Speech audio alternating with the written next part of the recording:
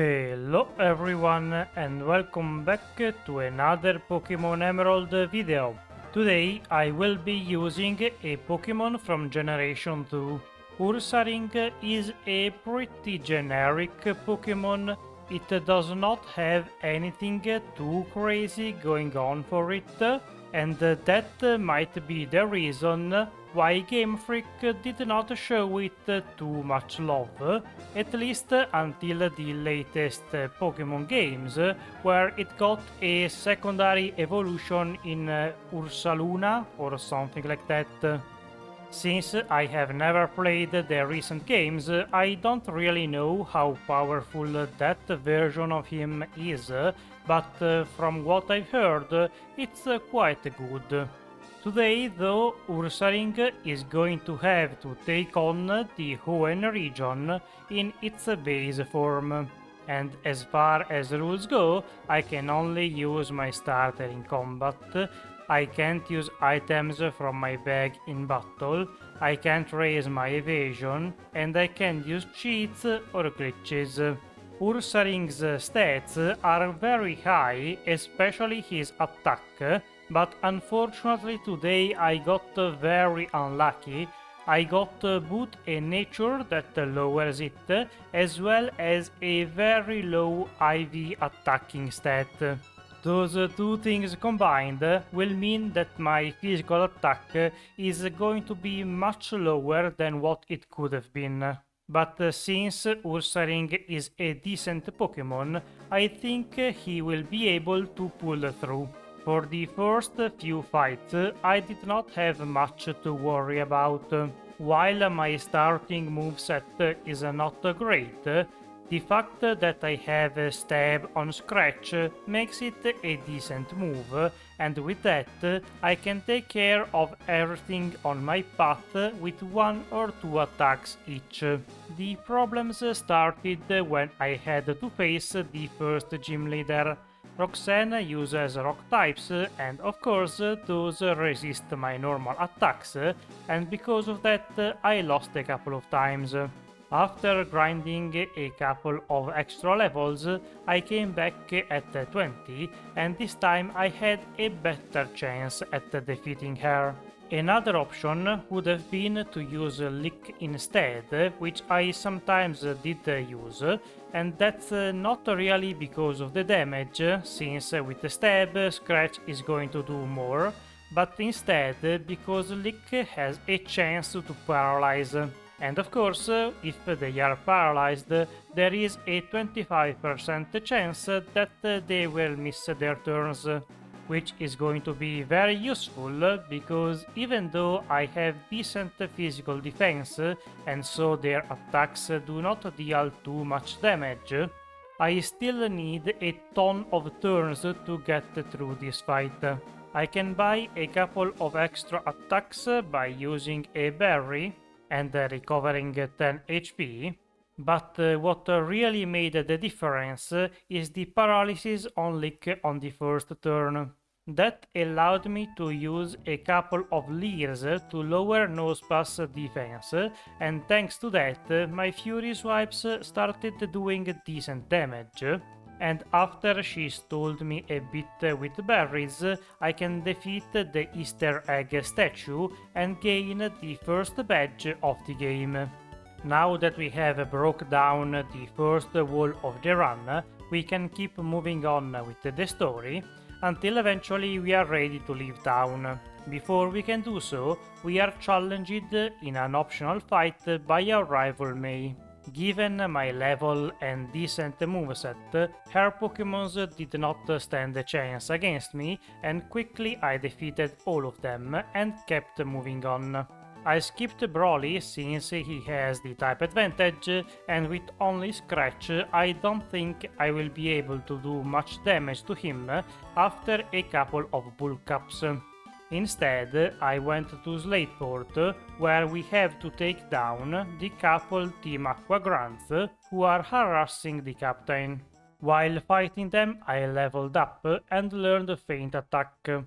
It's not a crazy good move since my special attack is nothing to write home about, but it will offer me some variety for whenever I have to face rock types in the future. Once I'm done with that situation, we can resume our journey and soon have to face the next fight against May. This time her team is a bit stronger and more tanky, but since Combusken is the only real threat, once I defeated that guy, the rest of the team was much easier to deal with. After defeating our rival and making our way to Mobile, we have to grind quite a bit, because our next fight is going to be a challenging one too. Wattson is going to be hard because of paralysis and the fact that Magneton resists my move, but I have a couple of tricks up my sleeve too. First of all, Ursaring has the ability Guts, which activates when you are paralyzed too, which means that now my attack is much higher and I can do some serious damage to him. And my other ace is Rest, which I learned along the way, and that will allow me to boot heal the status effect and all of my HP if I happen to get low on health.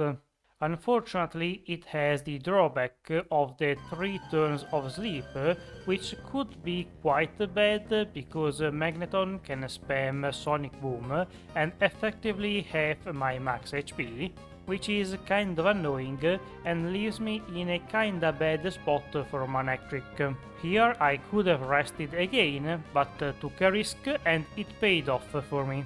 After conquering this gym too, we can use the move Rock Smash out of combat, and that allows us to explore much more of the region. Eventually we stumble upon the two teams having a fight in Meterfall Caves, and once we are informed about Max's plan, we have to reach the volcano to stop him. In this fight, since we are a physical attacker, the Intimidate from my Tiena is going to be annoying as usual. Using Guts in this fight could have been a good idea, but unfortunately there is no good spot to get statused, so it would have taken me a lot of time to set up properly. Instead, I got Swaggered, which is great, because after the confusion runs out, I have my attack boosted, and with that I can sort of sweep his team. Once we stopped the volcano eruption, we have to face the next gym leader, and Flannery would have been very interesting if she had eruption on her Torkoal, but fortunately she only has Overheat. I'm not too worried about her Pokémons, her team is not too tanky and they are all defeated in one hit. Surprisingly, even Torkoal, thanks to a magnificent crit. Now that we have obtained this badge too, we have to backtrack quite a bit, and our first stop is going to be at Brawly's gym. Of course, since I am now way over leveled compared to his Pokémons, they can't really do much to me. In fact, they don't even get a turn to play since all of my attacks are a one-shot, and I'm obviously faster than them. After dealing with that speed bump, we can resume our backtracking, and eventually we reach our dad for the fight for the normal badge. This one is going to be quite a bit more challenging than the rest, mostly because he has slacking. Of course, I am well aware of the counter, and thanks to Feint Attack still being special in this generation, I can play around that. Thankfully, slacking does not get wise to my tricks and keeps trying to use counter over and over again. It could have been a problem if he started yawning me, but that did not happen. His last few Pokémons have decent HP, so they might leave a hit, but it's not like they can do all that much to me, considering that I was at pretty much full HP myself. Since we have now defeated this gym too and acquired the badge, we can now use Surf out of combat, and using that HM, we can reach the Weather Institute, where we find the usual Team Aqua Shelly. Her Pokémons do not really stand a chance against me, and they are both defeated in a single attack.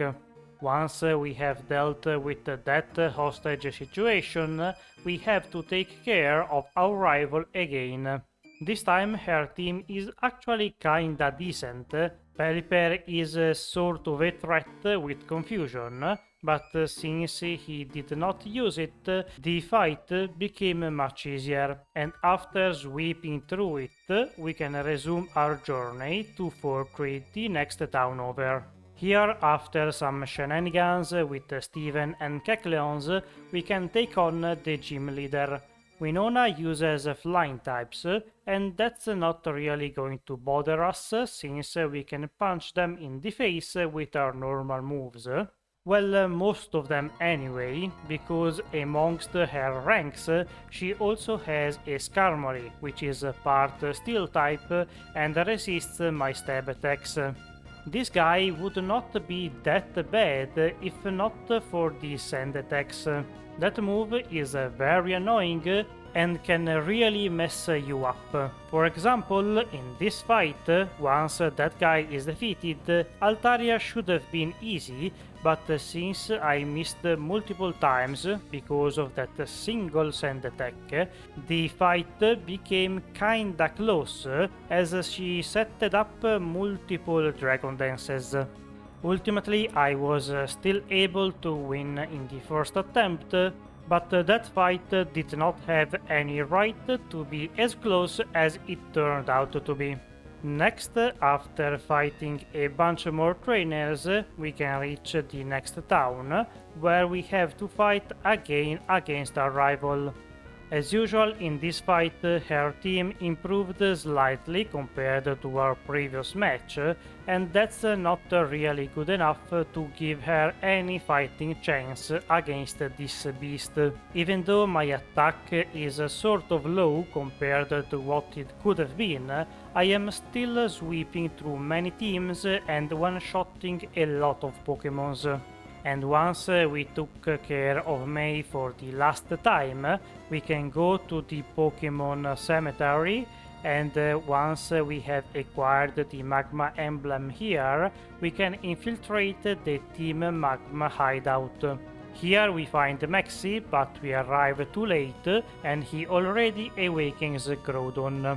Unfortunately for him, the legendary flees away, and he attacks us. Once again, the fight against him is mostly influenced by the Mightyana's Intimidate, but he uses Swagger, which is of course great for us, assuming that I don't take myself out in confusion.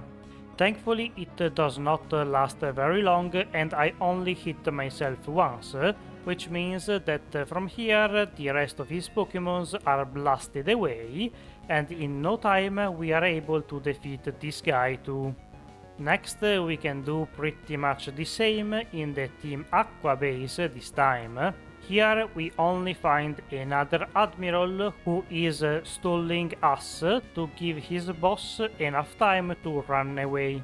And even though we sweep through him, he is successful in his task. After surfing around the ocean for quite a bit, I had the displeasure of taking on Tate and Liza. Here I lost a few times because I did not have quite enough firepower to deal with their Pokémons, and after using a couple of rare candies, gaining a couple extra levels, I felt confident enough to take them on again. Ursaring cannot learn Shadow Ball, which is a major disappointment in my opinion. That move would have been extremely good for this fight and Phoebe later. but since I still have a feint attack in my moveset, I can make use of that attack to hopefully deal decent damage. Ultimately, Slash had a bigger impact in the fight, but I still am going to thank Feint Attack for the couple of attacks I used it for. Once we have finally defeated the Psychic Twins, we can get their badge, but unfortunately we are not done with the fights on this island, because now we have to aid Steven in his fight against the leadership of Team Magma. There is not a whole lot to say about this fight. Their Pokémons are the usual ones, and the main problem is the intimidates from my Tienas. This time I did not get any Swaggers thrown my way, so I had to deal with the low damage. And Metang this time around was not cooperating too much, spreading his damage and making things take quite a bit longer. It was here that I started thinking about my final moveset, the one I would use for the league, and really I had two options. One is with Facade and Guts and Burn or Poison, and while that has a lot of damage with not a whole lot of setup, it is also quite dangerous, because I'm taking damage every turn. So instead I decided to go for another option, which is Substitute and Bulk Up. By hiding behind the sub, I should have plenty of turns to set up with Bulk Up and sweep from there. Anyway, once we took care of Team Magma, Steven gives us the Dive HM, and we can use it to reach the Seafloor Cave, where we find Archie about to wake up the other legendary. He does not particularly like our presence and decides to fight us too. His team is not too different from what Maxi had, so the fight ends up being very similar too, and in no time we are able to cut through them. As you all know, that is not enough to stop the weather disaster, because the red orb awakens Kyogre anyway. Now that both legendaries are active, we have to go ask Rayquaza for help, and while I do that, could you do me a favor and subscribe, like, share the video, ring the bell, and all of that YouTube stuff, so that hopefully the video will not be buried in the YouTube algorithm. Anyway, our final gym battle is going to be against Juan, and by this point I had already gotten my setup. As previously mentioned, I can substitute in front of the things that I don't think are too dangerous, or even straight up bulk up in their face, like with the Whiscash, since he cannot really do all that much to me. Worst case scenario is a Water Pulse Confusion, but that is kind of rare, and so I took my chances. It paid out for me, and after just a couple of bulk ups, I can sweep his team and be done with this fight. Now that we have obtained all of the badges, we can also use all of the HMs, and with using Waterfall, we can reach the Victory Road. Immediately after entering, we are challenged by our secondary rival Wally. His team is decent, but unfortunately his Pokémons are not too powerful individually. Like Delcatti and Roselia sure can be annoying with Sing, Toxic, Leechseed and other things, but they hardly can stand on their own and are often defeated in one hit. Ultimately, Return carved through his team, other than Magnetune, for whom I switched to Earthquake, since that is way more super effective.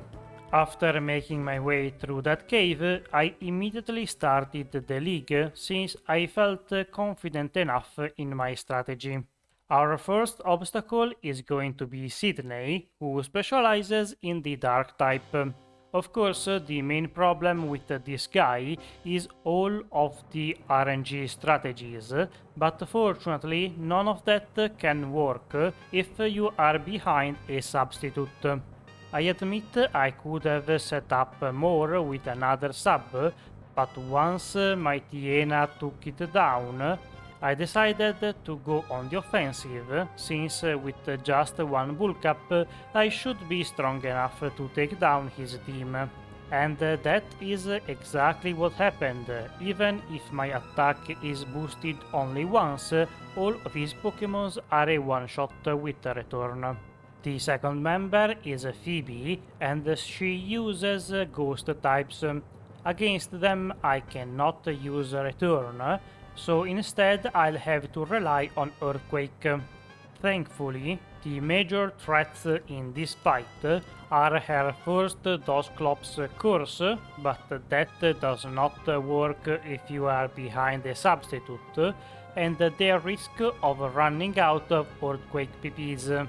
Both of those problems can be easily fixed if I set up with the bullcap behind the substitute, and to mitigate any unforeseen accidents, I also equipped a Leppa Berry for any PP recovering I needed. Next is Glacia, and she is somehow the member who managed to deal the most damage to me out of the four of them. That is mostly because her Cilio and all of her Pokémons really love to use Hail, and that weather effect is going to deal cheap damage to you even if you have a substitute up. It's not going to be a major deal since it deals a little bit of HP each turn, but it only lasts for 5 turns. So ultimately it's never going to be able to defeat you on its own. Once again, my strategy of setting up and then sweeping is extremely powerful, and even though I thought Walrein would survive since I only boosted once, the Walrus Pokémon was also defeated in one attack, which surprised me a little bit. Last but not least, we have Drake, and his team is quite scary to be honest.